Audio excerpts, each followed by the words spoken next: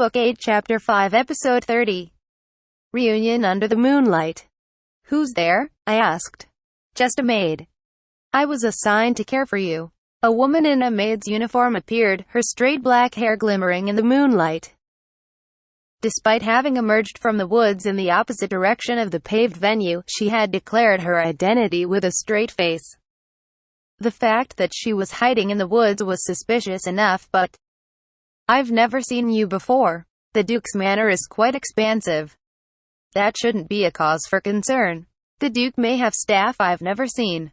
But you're no maid, with some exceptions. Like the younger girls the other day who had been temporary hires, I had been told that maids allowed to show themselves to the Duke's guests had all gone through appropriate training. In fact, Ariane the housekeeper, Lulanese, and Libiola had all treated me with refined etiquette. On the other hand, the woman who had just shown herself had not so much as given me a proper introduction or a bow. Not that I expected the staff to always bow to me. But she even retorted at me combatively when I said that I had never seen her before. Nothing about her demeanor seemed maidly. What's more, she didn't even seem convinced I would buy her story. "What could I possibly be, if not a maid?" she demanded. "A brownie." She didn't deny it, and a smile crossed her face. Well, more of a smirk, but it seemed like I'd hit the mark. "When did you notice me?" "I've sensed your presence from the beginning." I was trying not to worry about it since I'd heard about brownies before, but the sensation was unmistakable. I had felt it so many times. Still, I would have never expected a brownie to show itself. I thought people were acting a bit weird. No wonder. Our conversations were natural.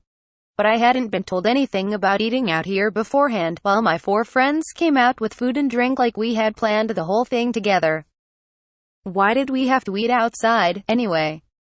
No one ever suggested going inside, nor did any member of the staff come to retrieve me. The fact that everyone here had always been so attentive helped me come to that realization. "So, you decided to eat and drink things brought by people who you thought were acting completely beside themselves?" "I did make sure the food wasn't drugged or poisoned when I brought out the slimes, Will. We were getting ready. When I called out a bunch of scavengers from Dimension Home, I had brought out a medicine and poison slime along with them. Poison slimes and medicine slimes really like poisons and drugs, respectively. I figured the food was safe when neither of them showed any interest in it. I never felt a sense of danger then, and I didn't feel one now. That was just a precaution." The quote-unquote maid simply nodded along at my explanation. "I didn't think you used any appraisal magic." "Now that makes sense," she said. "For an idea I came up with on the fly, I thought it was pretty good myself. Heck, it might be worth doing further research into. I could probably teach slimes to detect drugs and poisons. You may find demand for that in noble society. But I'd rather not get into discussing slimes with you. We'd be here all night otherwise." That comment only made me want to talk about them more, but I swallowed that urge. "So, are you a brownie?" "Close, but no cigar. The people of this manor do call me a brownie. But I am technically a fairy that lives in the manor." She quite easily admitted that she was a fairy, so I doubt she was really trying to hide her identity. But it made me think of another question. What's the difference between fairies and brownies? We are born in a similar way, but brownies and other fairies that occupy inanimate objects are closer to undead monsters. They just happen to benefit humans. She went on to explain thoroughly how fairies are corporeal beings born of magical energy abundant in nature. Generally speaking, fairies were innocent and free-spirited. They mostly preferred to live where they were born, but there were some rare exceptions who traveled far out of curiosity or wandered into a human city. Fairies looked like adorable tiny people, but wielded powerful elemental magic. Brownies, or any fairies that occupied objects, were born from magical energy and thoughts that had slowly seeped into the house or object from its inhabitants or users. They lacked physical bodies for the most part, and couldn't wander too far away from their own house or object.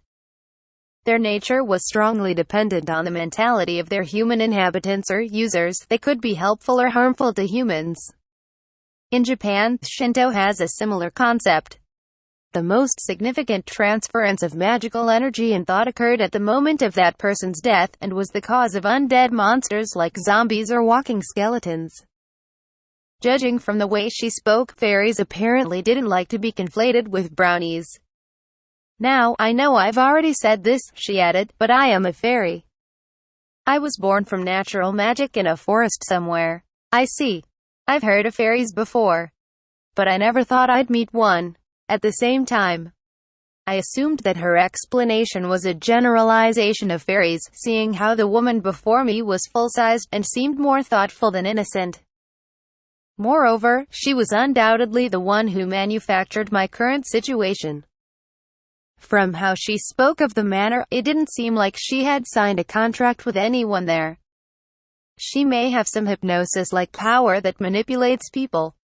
Some fairies, from my impression of them on Earth, certainly manipulated people. The fact that she was completely in human form and seemed rather intelligent made me think that she was an advanced species of fairies. So, what does a fairy like you want from me? I never intended to show myself to you. But I do have a question. I waited for her to continue, and she asked, do you need help with anything? Help. More specifically, is there anything that's troubling you? I don't think so. Well, aside from her catching me off guard with that question, that is. There must be something troubling you. Getting used to life in this world, for example. Nah, I'm pretty— Wait, what did you say? This world. I heard her say that loud and clear. My ears weren't just playing tricks on me. Well, I still didn't feel any sense of danger. I couldn't help but raise my guard. Why do you?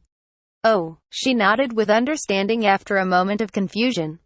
I suppose I haven't told you. It slipped my mind, since I hadn't planned on seeing you. My name is Yui. I used to be a familiar to Shiho, who came from Earth just like you. Shiho Jamil. A person from Earth, the ancestor to the Duke, and the founder of familiar magic. Could it be that the woman before me was really her familiar? Now that she mentioned it, she seemed more Japanese than anyone I had seen in this world, her black hair, black eyes, and her facial features. It was a shock at first, but I supposed there was no reason for her to lie. Before her death, she left 2 instructions for me. The first was to watch over her children and descendants as much as I could. The other was to subtly assist the next person who would come from Earth. Shiho was a kind girl. While this was partly brought on by her own recklessness, she was often troubled by aspects of life in this world. I suspect that was why she had asked me to help the next Earthling in any small way I could. Fairies can live for hundreds of years, as long as we're not killed. Having known Shiho, I could tell at once that you were also from Earth. So that's why you asked if anything was bothering me. I didn't intend for our conversation to last this long. She then confirmed that she did possess hypnosis-like powers, and had planned to sneak into my bedroom and force me to divulge my troubles that way before giving me any solution she could think of, and blurring my memory to make it seem like a dream. But, although you are a human, my powers don't seem to work on you. As a result, I was forced to show myself. I was told that people from Earth are given some powers by the gods. Is that why you were unaffected by me? Unaffected? Oh, sorry, that's all me. Apparently I'm super resilient to mind games like that. Is that so? She quietly said, visibly offended. I guess it really did matter that much to her. She went on to confess that she had used the 4 people close to me to try and get me to spill what was bothering me. Then she told me that she had also manipulated Hughes to divulge what was troubling him, which had led to our conversations mostly revolving around him. She barely heard me talk about myself all night. Why did you want to hear Hughes talk about his troubles? Her. Oh. Just out of personal curiosity. It's not uncommon for me to discover a couple in the making under the roof of the manor, when you've lived there as long as I have. I like to nudge them a bit from the shadows, setting the mood or causing ice-breaking coincidences with my powers, and giving subtle hints if it's a matter of shyness. Oh, but I would never manipulate anyone into it, of course. I'd just encourage them to pursue their feelings. If all goes well, I would watch over them until they get married. It's a hobby of mine. What kind of kibitzing spinster are you? I strongly resent that. At any rate, this shall be couple number 1032 to be wed under my guidance. Though if I'm to include couples who have made it to courting, the number would be at least 5 times higher. I've been told my name means to tie the knot in Japanese. Yui the matchmaker, that's me. That's a self-proclaimed title, I'm guessing. I don't know how long you've lived in the manor. But have you really been providing your guidance for hundreds of years without anyone knowing? Would you be able to survive for centuries without any entertainment? Food may be easy to come by here, but all work and no play, as they say.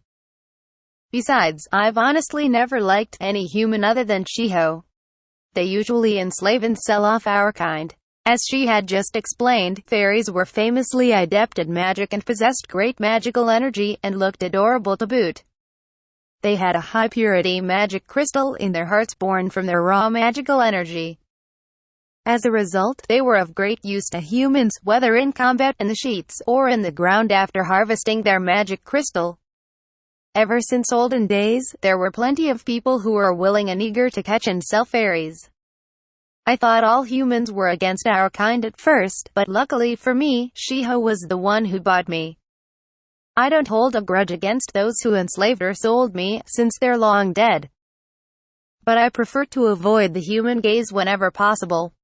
On the other hand, Shiho wouldn't want me to hurt anyone for my entertainment, so I thought I could at least provide some encouragement to budding couples and see how they turn out. In a way, I'm making these humans dance in the palm of my hands. One could say so. Incidentally, my very first matchmaking involved Shiho. She was just an ordinary commoner at the time. And I protected her from nobles who took notice of her abilities, all the while encouraging her grand romance with her colleague and sponsor for her familiar's magic research. I pulled all sorts of tricks to make the marriage happen, down to having a noble adopt her to make it more acceptable. That marriage was quite a big win for the team. It was an intriguing story and all, but I still wasn't sure how much of it was true. For all I knew, this really was a precious memory to her, but how was I supposed to react to this monologue? Oh. It seems you've managed to drag that story out of me. I didn't even do anything. She cleared her throat. Well, never mind that. It's about time you told me what's bothering you, don't you think? We're circling back to that. I've told you already, I'm good. I've always been happy in this world. There's nothing I want to do that would require your assistance. Can I at least take a rain check here? I asked, and she almost scowled. I'm already averse to showing myself, and I'd rather it didn't happen again. Really now? Well, I call shenanigans. Weren't you the one who approached me? Fairies are self-centered by nature, don't you know?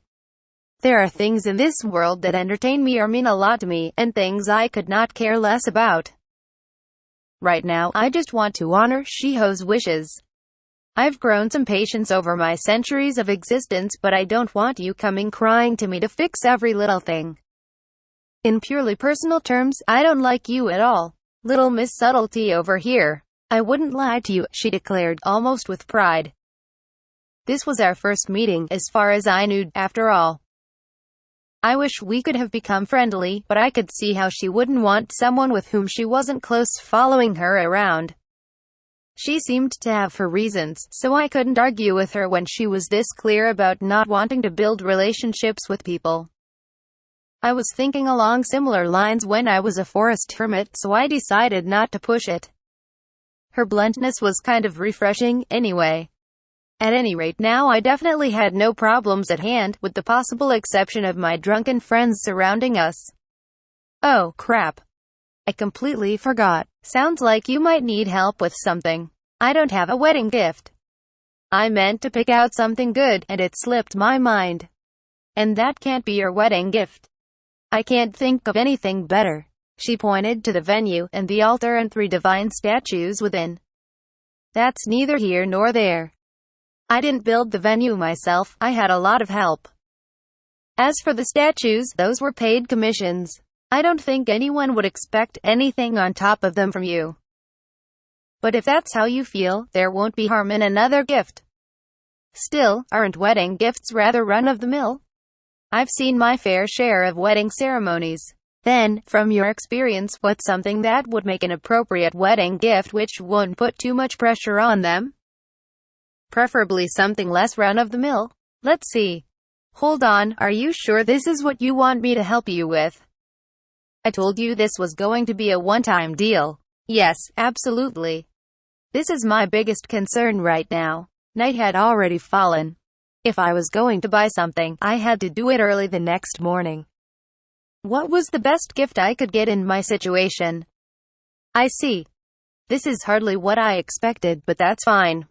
As a professional matchmaker, on the names of the 1,000 plus couples whom I have helped happily marry, I will enlighten you with a gift that you can prepare in time for the ceremony that should be greatly appreciated by the couple. Really? Yes. Lend me your ear. Why not try making? I couldn't believe what she had whispered to me. Seriously? For a wedding gift? I asked, just to be sure. I wouldn't advise it under normal circumstances, but you do have a special ingredient for it, something you've brought in. I already saw the leftovers. Are you talking about? Etiquette is a fickle mistress, she changes form according to her company. At the end of the day, the best gifts are those appreciated by the receiver. If you're still worried about it, when you give it to them, just say, "And so, the fairy who claimed to be the former familiar of the one who came before bestowed upon me the ultimate gift-giving tip. I was taken aback when I was demanded to make a wish, but it did remind me of something important, so I'd call it a win. But enough of that, I need to get to work. I had no time to waste if I was going to make this gift something I could be proud of." On my way back to my room, I asked some workers passing by to tend to my drunken friends.